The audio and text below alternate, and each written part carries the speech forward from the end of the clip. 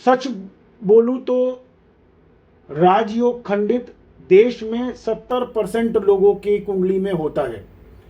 आज का सेशन दोस्तों इसी पे है और मैं वो प्रमुख 3 बिंदु बताने वाला हूं। उसमें देखिए और भी चीजें महीन महीन हैं, लेकिन क्योंकि वीडियो बहुत छोटा रखने वाला हूं तो डायरेक्टली पहले वो 3 चीजें देखिएगा। आपकी कुंडली में अगर वैसा है तो वाकई राजयोग खंडित है और कुंडली में संघर्ष आपके जीवन में ज्यादा रहेगा, धन कमाने में, ऐश्वर्य में और बड़ा नेम फेम कमाने में भी दिक्कतें आएंगी। आइए दोस्तों वीडियो शुरू करते हैं। एक कटु सत्य बोलते हुए फिर वीडियो शुरू कर रहा हूं। दोस्तों, जिनकी जन्म कुंडली में कोई भी राजयोग या धन योग नहीं बनता, वो सारा जीवन संघर्ष करते हैं और साधारण सा जीवन जीकर चले जाते हैं। दोस्तों, सच्चाई यही है, केवल पुरुषार्थ करने से कोई व्यक्ति सफल नहीं होता। बिना अच्छे भाग्य के, बिना अच्छे राजयोग के बड़ी सफलता नहीं मिलती, आसानी से धन नहीं मिलता, नेम फेम नहीं मिलता और सुख सुविधाएं नहीं मिलती।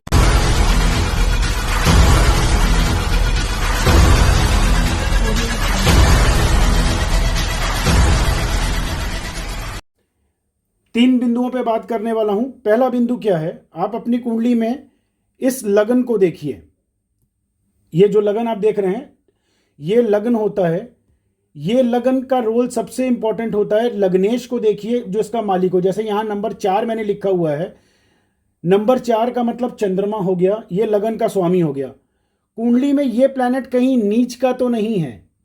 जैसे इस कुंडली में आप देख रहे हैं कि लगन का लॉर्ड नीच का है। नंबर 8 में चंद्रमा, वृश्चिक राशि में चंद्रमा नीच का होता है और वो कहीं कुंडली में कहीं और हो सकता है कि आपकी कुंडली में यहाँ नंबर 4 ना लिखा हो। 1 से लेके क्रमशः 12 तक कुछ भी हो सकता है। वो नंबर 1, नंबर 2, नंबर 3, नंबर 4, ये हर नंबर दोस्तों एक राशि को डिनोट करता है। शॉर्ट में बताता हूं, नंबर 1 मेष राशि, नंबर 2 वृषभ राशि, नंबर 3 मिथुन राशि, नंबर 4 जैसे ये है कर्क राशि, इसको कर्क राशि लगन, ये लगन हो गया, ठीक है। इसको नंबर 4 में अगर चंद्रमा बैठा होता तो वो राशि भी होता। बहरहाल ऐसे ही क्रमशः 5, 6, 7, 8 अलग अलग लगन हो सकता है, तो उसका स्वामी अलग अलग होगा। जैसे कि नंबर 4 का मैंने बताया चंद्रमा है, नंबर 5 का कौन होगा, नंबर 5 सूर्य उसका स्वामी है, तो सूर्य देखिए कहीं नीच का ना हो, ठीक है। वैसे ही नंबर 6 होगा तो बुध उसका मालिक कहीं मीन राशि में तो नहीं बैठा नंबर 12 में। तो ऐसे चेक किया जाता है लगन का लॉर्ड। तो राजयोग खंडित होने में सबसे पहला रोल होता है लगन के स्वामी का। लगन का स्वामी अगर नीच का हो इस तरीके से, तो इसे जो है लग्नेश वीक होना, मतलब लगन का स्वामी को लग्नेश कहते हैं, वो कमजोर होना। तो होगा क्या, आपके सोचने विचारने की क्षमता बहुत कम होगी, बड़ी प्लानिंग दिमाग में नहीं होंगी, या दिमाग में प्लानिंग कोई आएंगी तो वो इधर उधर की बातें आएंगी, फोकस पे ज़्यादा नहीं रहेंगे। दूसरा सबसे इंपॉर्टेंट बिंदु देखिए कुंडली में, ये चंद्र राहु का कोई ग्रहण तो नहीं लगा हुआ। कुंडली में दूसरा बिंदु चंद्र का देखा जाता है। चंद्रमा क्योंकि मन का कारक है और सफलता का कारक भी चंद्रमा माना जाता है, ऐश्वर्य का कारक भी चंद्रमा माना जाता है, इजी गेन्स का कारक भी चंद्रमा माना जाता है। तो इसलिए चंद्रमा को देखना बहुत इंपॉर्टेंट है कि चंद्रमा की क्या स्थिति है कुंडली में, ठीक है।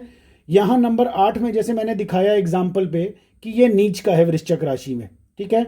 यहाँ पर लग्नेश, लगन का लॉर्ड नंबर 4 6th हाउस, ये विवाद का घर होता है, डिस्प्यूट्स का घर होता है, उसमें बैठा हो तो भी कमजोर होता है, ठीक है। ये 8वें घर में हो तो भी कमजोर होता है, और अगर 12वें घर में है तो भी, लगन का लॉर्ड 12वें घर में बैठा हो, इसको 12वां घर इसलिए बोल रहा हूं, जो बेसिक ज्योतिष में इसको 12वां घर कहते हैं। पर यहां पर अगर यहां पर नंबर 4 लिखा होगा तो यहां नंबर 3 लिखा हुआ होगा, ठीक है।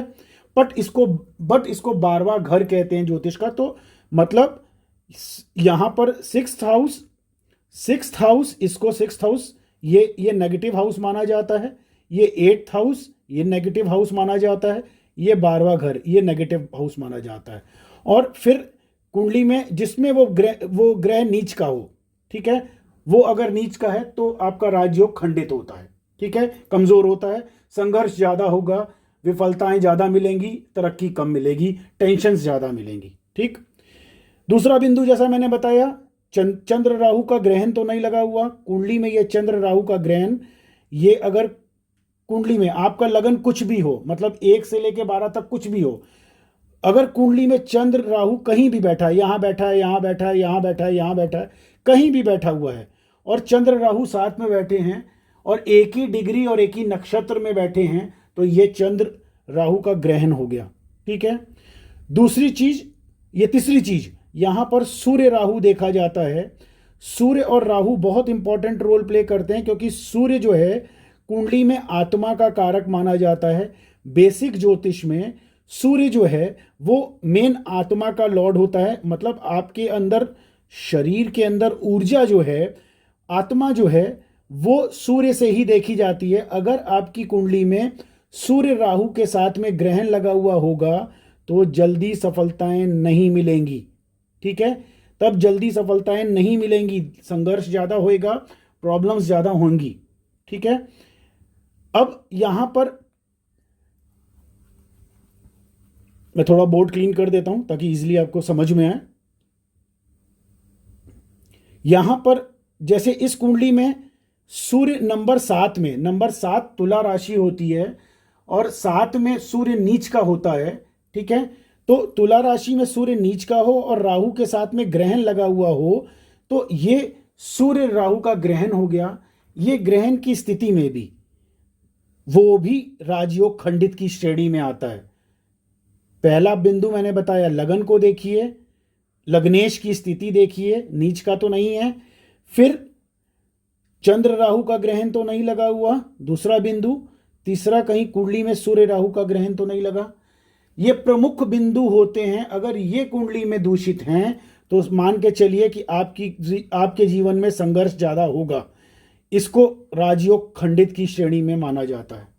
ठीक है दोस्तों, आप अपनी कुंडली देखिए, और अगर नहीं समझ में आ रहा आपकी कुंडली में तो आप मुझे अपनी जन्म डिटेल्स व्हाट्सअप कीजिए।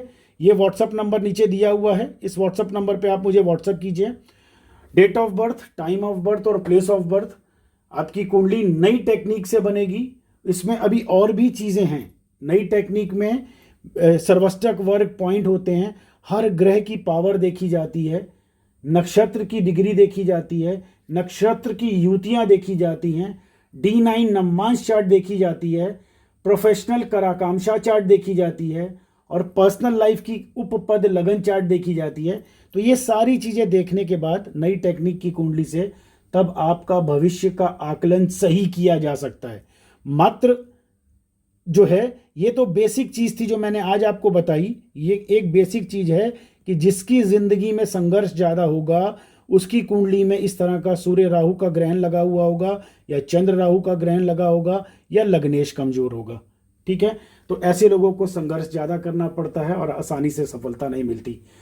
ठीक है दोस्तों, आज के इस छोटे से वीडियो में, इस जानकारी भरे वीडियो में इतना ही। फिर मिलते हैं एक नए वीडियो में एक नई जानकारी के साथ में। तब तक के लिए नमस्कार। और अगर अभी तक आपने सब्सक्राइब नहीं किया तो सब्सक्राइब कीजिए और बेल आइकन अवश्य दबाइएगा दोस्तों, ताकि ये नया वीडियो लोड करते ही आपको नोटिफिकेशन मिल सके। ठीक है दोस्तों, आज के लिए इतना ही।